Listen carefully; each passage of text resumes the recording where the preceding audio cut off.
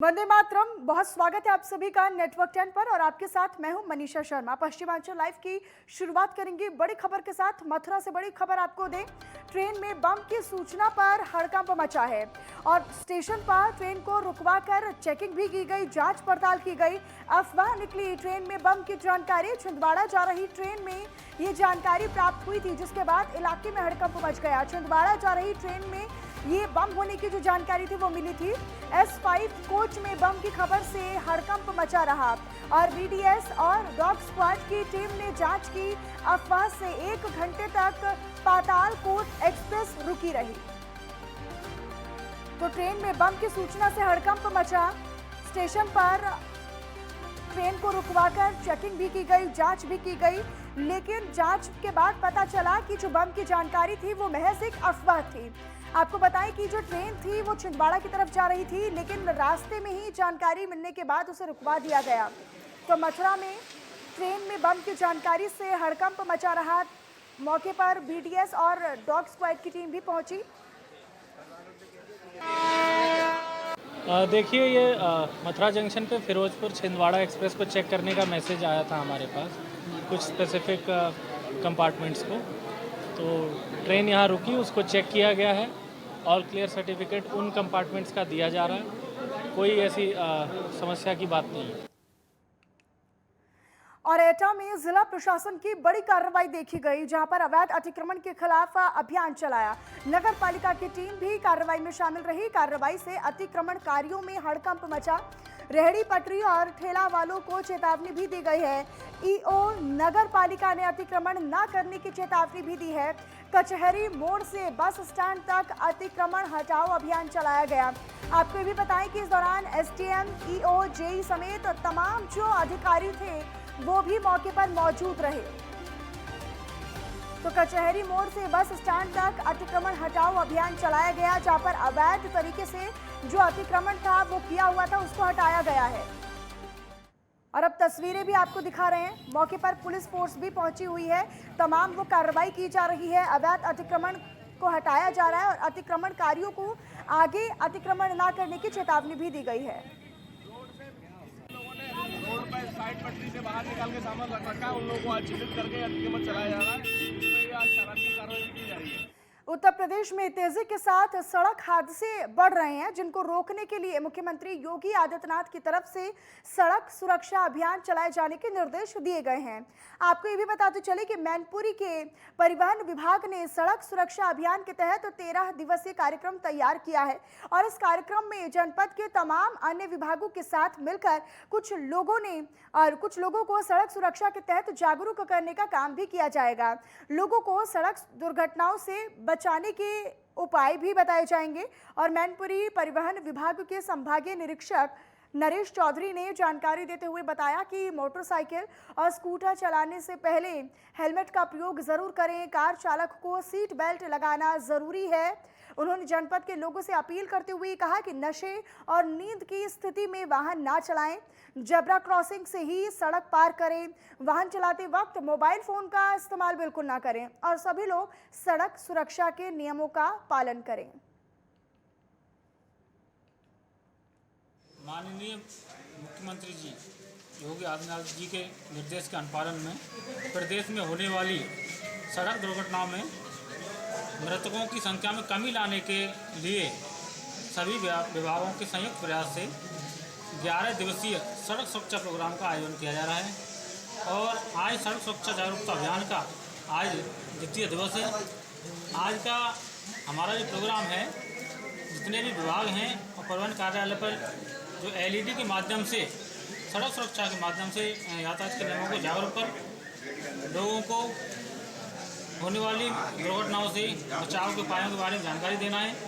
तो प्रदेश में जो दुर्घटनाएं होती हैं उनमें ज़्यादातर जो मौतें होती हैं वो नवयुवकों की होती हैं। मुजफ्फरनगर में शहर की यातायात व्यवस्था को सुधारने के लिए सड़कों पर अधिकारी उतरे।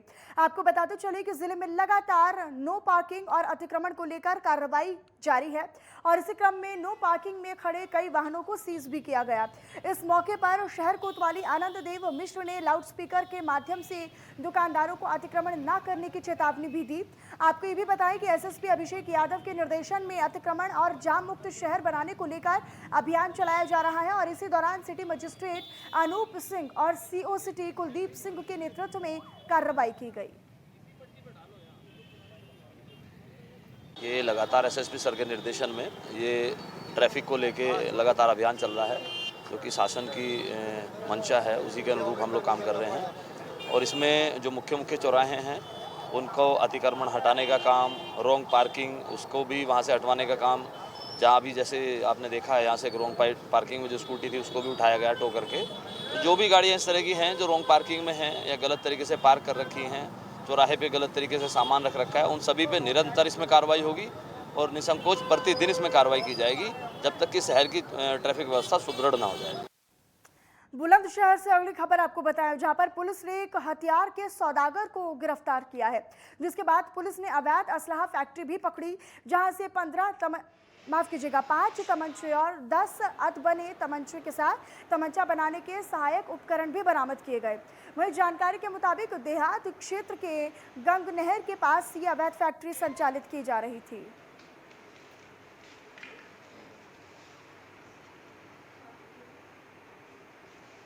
कोतवाली देहात पुलिस के द्वारा एक सराहनीय कार्य किया गया है। पूर्व से ही इस कार्य में लिप्त स्वालेदीन नाम का अपराधी है, जो दरियापुर कोतवाली देहात थाना क्षेत्र का रहने वाला है। इसके कब्जे से 5 बने हुए तमंचे, 10 अधबने तमंचे और आरी, सिलेंडर, कटर आदि कुल 40 उपकरण जो तमंचा बनाने के काम में आते हैं उनकी बरामदगी की गई है और इसे गिरफ्तार कर जेल भेजा जा रहा है। उल्लेखनीय यह है कि 2016 में भी ये तमंचे की फैक्ट्री में जेल गया था। इसके अतिरिक्त तमंचा के साथ शस्त्र अधिनियम में भी पूर्व में गिरफ्तार हो चुका है। सहारनपुर से अगली खबर आपको बताएं, जहां पर थाना रामपुर मनीहरन पुलिस की तरफ से चोरी की योजना बनाते समय 3 शातिर चोर गिरफ्तार किए गए हैं, जिनके पास से अवैध असलहा और कारतूस बरामद हुए हैं। आपको ये भी बताते चले कि सहारनपुर एसएसपी आकाश तोमर की तरफ से अपराध की रोकथाम के लिए चलाए जा रहे अभियान के तहत प्रभारी निरीक्षक विशाल श्रीवास्तव थाना रामपुर मनीहरन की तरफ से गठित एक टीम ने मुखबिर की जानकारी पर गश्त के दौरान कब्रिस्तान रामपुर मनीहरन के पास से अवैध तमंचा, कारतूस, नाजायज चाकू और आला नकब के साथ गिरफ्तार किया।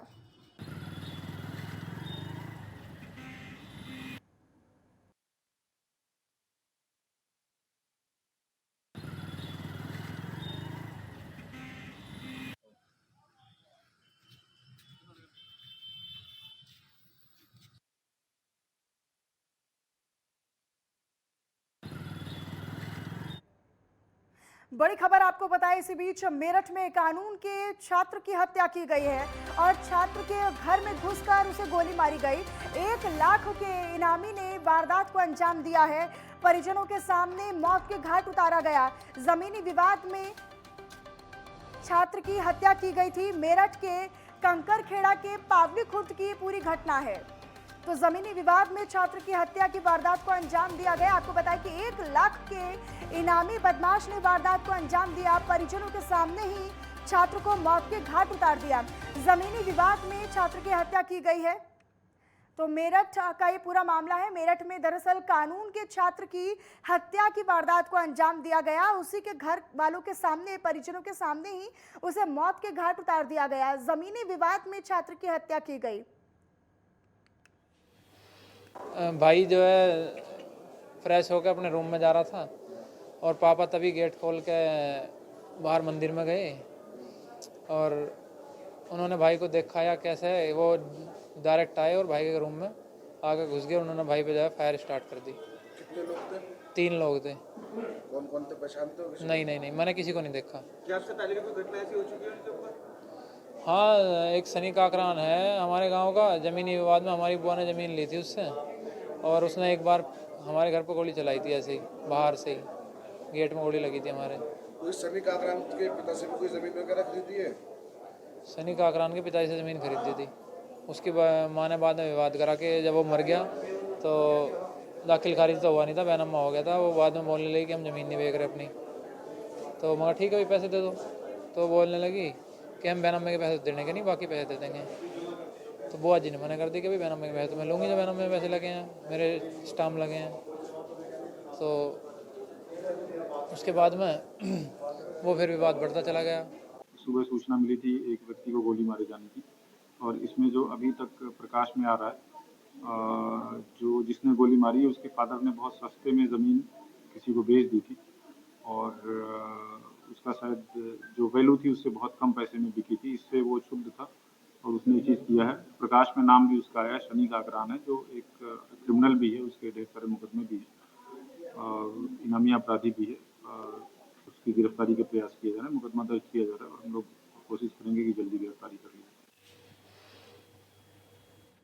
तो मेरठ में कानून के छात्र की हत्या की वारदात को अंजाम दिया गया। हमारे सहयोगी अरुण राज सागर हमारे साथ फोन लाइन पर जुड़े हुए हैं ज्यादा जानकारी के लिए। अरुण, ताजा जानकारी क्या है? मेरठ में कानून के छात्र की हत्या कर दी गई, ताजा अपडेट और जानकारी आपके पास क्या है? मैं बता दूं, ये बहुत हृदय विदारक घटना है और बहुत सनसनीखेज वारदात है कि जैसे ही दिन निकलता है, किसी के घर का जो चिराग है वो एक बदमाश जो 1 लाख का इनामी है, हिस्ट्री शीटर रहा है और छुपकर गांव में रह रहा था, काफी समय से फरार चल रहा था। यूपी एसटीएफ उसके पीछे पड़ी हुई थी। तो एक जमीनी विवाद में कानून की पढ़ाई करने वाले छात्र जिसका नाम पराग है, उसकी हत्या कर दी जाती है। पराग जैसे ही उठता है, अपना चेहरा धोने के लिए बाहर निकलता है, उसे इस बात का बिल्कुल भी अंदाजा नहीं था कि उसकी 6 गोली मारकर हत्या कर दी जाएगी। जी मनीषा। लेकिन जो आरोपी है, क्या उसे पकड़ा गया है और पूछताछ में क्या कुछ साफ हो पाया है? अभी जो आरोपी है, जो सनी काकरान बताया जा रहा है, ये 1 लाख का इनामी है, काफी समय से फरार चल रहा था। इसके ऊपर काफी गंभीर धाराओं में जो है वो मुकदमे दर्ज है। यूपी एसटीएफ काफी समय से पीछे लगी हुई थी और जो सूत्र हैं वो ये बता रहे हैं कि पिछले 15 दिन से ही गांव में चोरी छुपे आ रहा था और इसमें विवाद ये निकल के आया। जो मृतक है, मृतक पराग जो है, पराग की बुआ ने जो मनीष काकरान आरोपी है उसके पिता से एक जमीन खरीदी थी। लेकिन अब जो सनी है उस जमीन को वापस लेना चाहता था, सौदा होने के बावजूद भी, और अपनी बुआ की तरफ से जो ये मृतक है पराग, ये पैरवाई कर रहा था। इसी बात से जो सनी काकरान था वो खिन्न था। सनी काकरान पहले भी जो है इसी प्रकार की एक वारदात कर चुका है, लेकिन एसएसपी प्रभाकर चौधरी का ये कहना है कि हर कीमत पर जल्द से जल्द जो है वो सनी काकरान जो है वो पुलिस की गिरफ्त में होगा। गंभीर धाराओं में मुकदमा दर्ज कर लिया गया है। जी मनीषा। अरुण, बहुत धन्यवाद आपका इस तमाम जानकारी के लिए। अपनी नजर लगातार बनाकर रखिएगा, आगे भी आपसे जानकारी लेते रहेंगे। और इसी के साथ वक्त एक छोटे से ब्रेक का है, फौरन लौटेंगे।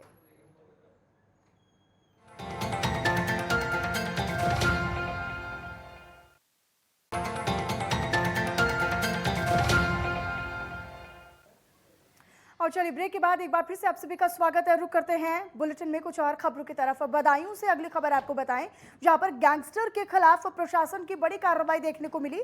दरअसल आपको ये बताते चले कि जिले के सहसवान में गैंगस्टर आरिफ की कुल 3 करोड़ 29 लाख की संपत्ति कुर्क कर ली गई है। वही जानकारी के मुताबिक सरकार के कड़े आदेश के बाद प्रशासन और पुलिस की टीम का एक्शन हुआ है, जिसमें मोहल्ला पठान टोला के गुफ्फार मार्केट में 19 दुकानों और आवासीय परिसर को सील कर दिया गया। आपको ये भी जानकारी दे दें कि गैंगस्टर आरिफ ने अपराध और असामाजिक कृत्यों से संपत्ति जमा की थी और वही प्रशासन की इस कार्रवाई से बाजार में अफरा तफरी का माहौल बना रहा।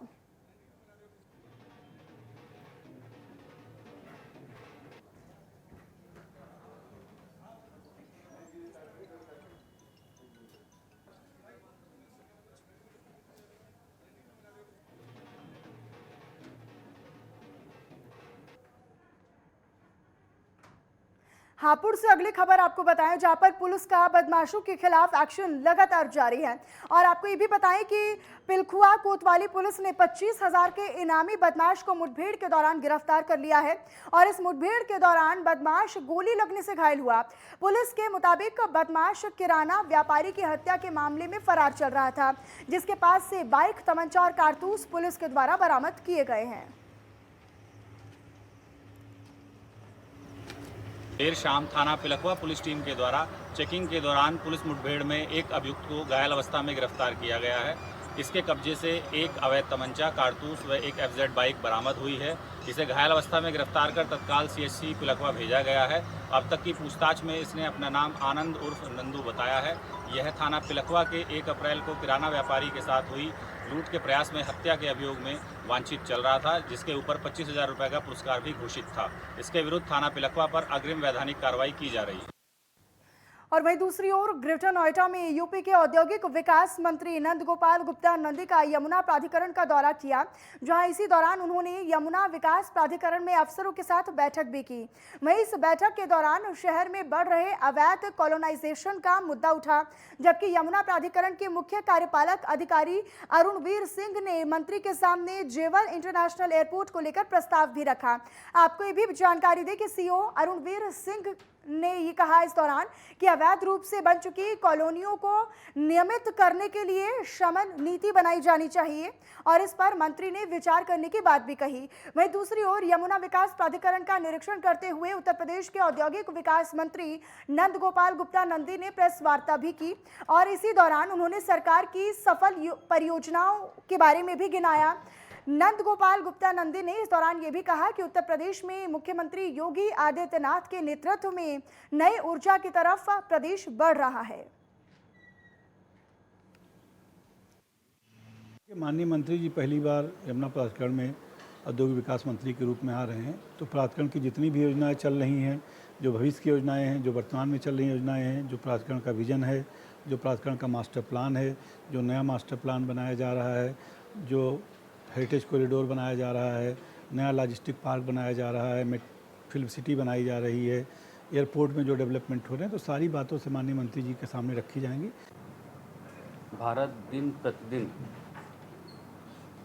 प्रगति और उन्नति के नए आयाम लिख रहा है।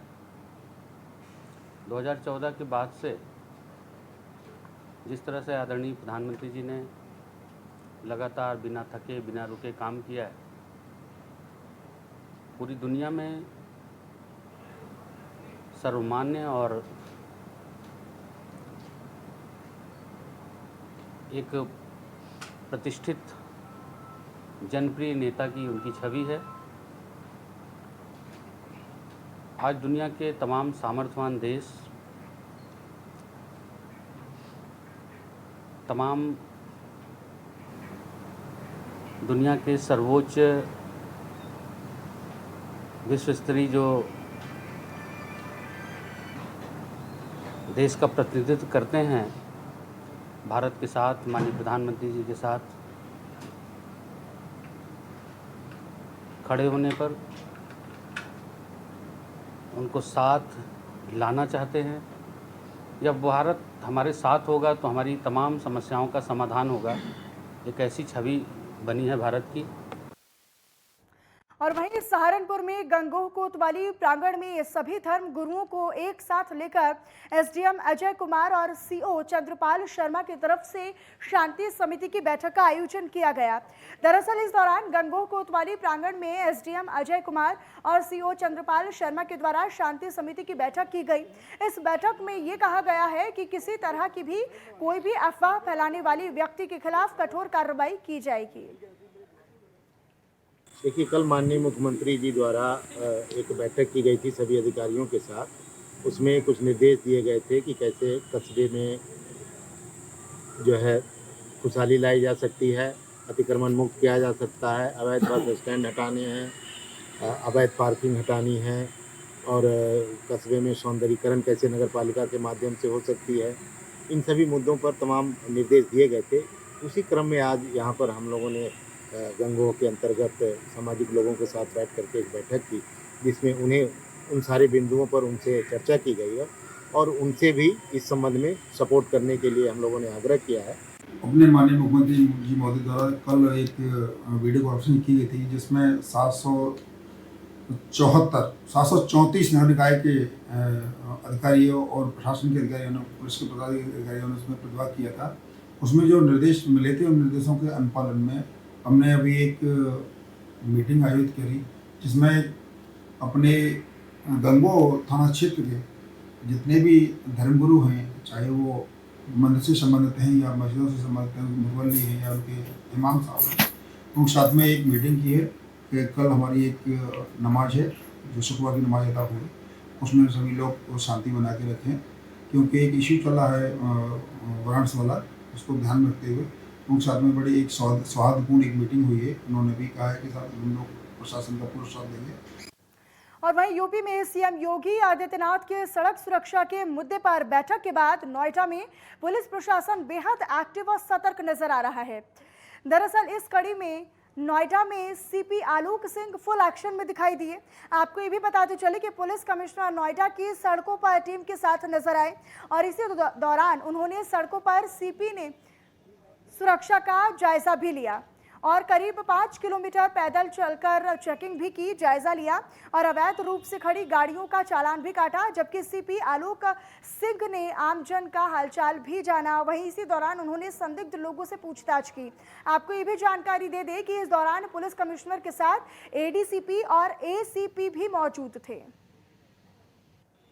देखिए, सड़क पर सुरक्षा को देखते हुए पूरे कमिश्नरेट क्षेत्र में एक वृहद अभियान चलाया गया है जो आज सुबह से प्रारंभ हुआ है।